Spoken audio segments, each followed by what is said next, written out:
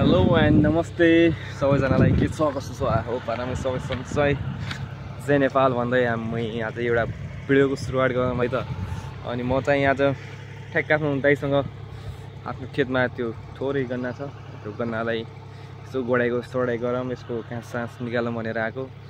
अनि म चाहिँ कोसिस गरेर यहाँ बसेको छु। अनि दाइ चाहिँ त्यहाँ गोड्दै हुनुहुन्छ, देख्न सक्नुहुन्छ हजुरले टक्क है त। त्यहाँ दाइ गोड्दै हुनुहुन्छ, त्यस्तो राम्रो जुम क्वालिटी त छैन, त्यही पनि जुम गरिदिउँ है त। अनि त्यहाँ गोड्दै हुनुहुन्छ।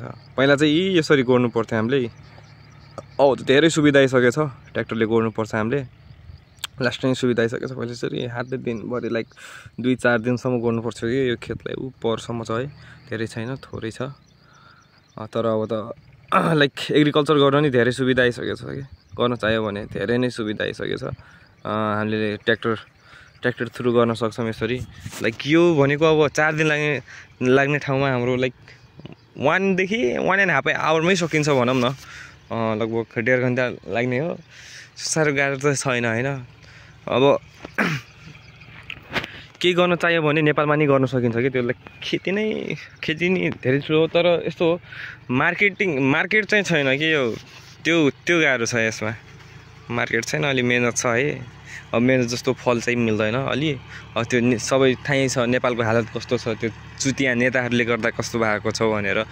अनि यो चाहिँ हाम्रो उखुबारी हो, हाम्रो उखुबारी। अब हामीले चाहिँ उखुबारीको लगभग ट्रेन्चरले लगाएको, कति डिस्टेन्स होला, लगभग 4 फिट जति नै होला, 4 फिट नभनौँ 3 फिट होला मेबी सायद है। अनि म चाहिँ यहाँ चट्टले बसेर यहाँ म अब के भन्छ शीतल लिँदैछु। यसरी गरौँ है त, म चाहिँ शीतल लिँदैछु। अनि शीतल लाइक आज त अलिक शीतल छ, हिजो नि शीतल नै थियो। अस्तिसम्म त यस्तो गर्मी थियो नि, लिटरली लागेको कस्तो थियो, कस्तो भइसक्यो थियो, केसा भयो भन्छ नि, सेम त्यही हो। अब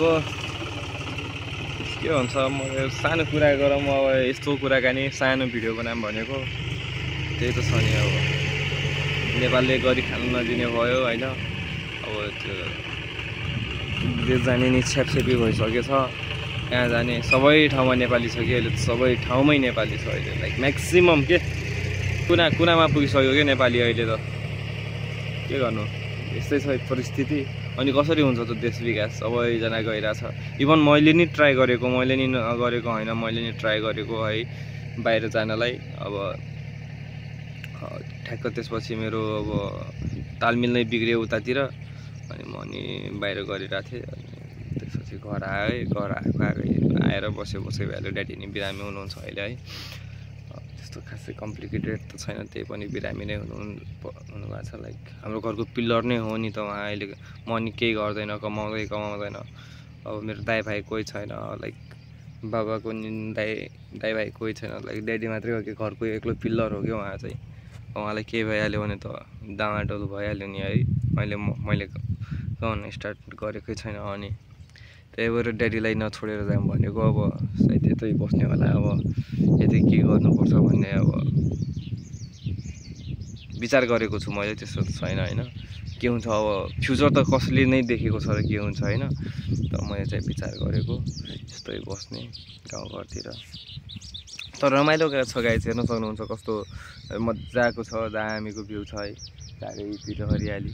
इभन रुख नभयो भने गन्नाको हरियाली, यो जुन अनाज हुन्छ नि हाम्रो, लाइक कस्तो दामी के। हेर्नु न अहिले गन्नाको त हरियाली नै हरियाली छ, चारैतिर हेर्न सक्नुहुन्छ, चारैतिर सब हरियाली, मिठो छ यो गाउँ। गर्मी नि त्यति नै हुन्छ फेरि होइन, चिसो नि त्यतिकै हुन्छ, गर्मी त्यस्तै छ यहाँ। चिसो भनेको 2 मन्थ, मुस्किलले 2-3 महिना हुन्छ यहाँ त, अरू बाँकी महिना गर्मी नै हुन्छ। अरू गाइस यस्तै हो। तर अब विदेश पनि कति नै बसिने हो र गयो पनि होइन। त्यही हो, 4-5 महिना 4-5 महिना बनिरहेको छ, 9-10 साल, 5-6 महिना, 5-6 साल, 9-10 साल म्याक्सिमम। अब कोही बिहार लिएर उतै बस्छ, अब त्यो आफ्नो चोइस हो त्यो त। तर अब मलाई चाहिँ यही नेपालमै फर्केर होइन, अब किनकि सबै युवा जति गइसक्यौँ नि त बाहिर, म्याक्सिमम युवाहरू बाहिर नै गएको छ। त्यही नेपालमा लाइक जाऊ अहिले लाइक जाऊ तर हामीले नै हो कि यो चेन्ज सिस्टमहरू चेन्ज गर्ने त्यो अब like we are too educated now कि धेरै एजुकेटेड भइसकेको छौँ है हामीलाई थाहा छ नि त अहिले कसले के गरिरहेछ कस्तो गरिरहेछ यो पावरको चक्करमा के गरिरहेछ तर हामीले नै त्यो चेन्ज ल्याउने होइन यसमा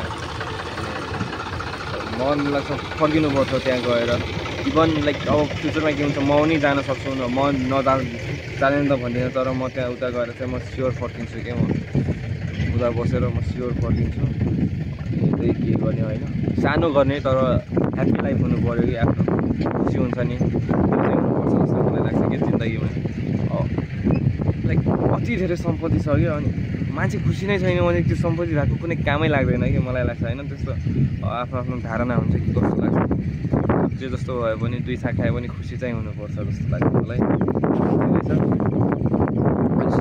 हावा चलिरहेको छ मजाले अहिले न त अहिलेको गर्मीमा बस्न सकेको छैन किनकि मैले छाता नि ल्याएको छैन अहिले आरामले बसेको छु अब एकछिनमा सकिन्छ होला लाइक आधी घन्टा आज लाग्छ होला त्यसपछि निस्किने घर ओके गाइस एकैछिनमा भेटौँ है त सो गाइस फाइनली सक्यो है हाम्रो गन्नाको सक्नुहुन्छ यो सर्ट सक्यो अब म चाहिँ ट्र्याक्टर लिएर जान्छु घर त्यहाँ चाहिँ पर बाइक छ जो ड्राइभरको पालो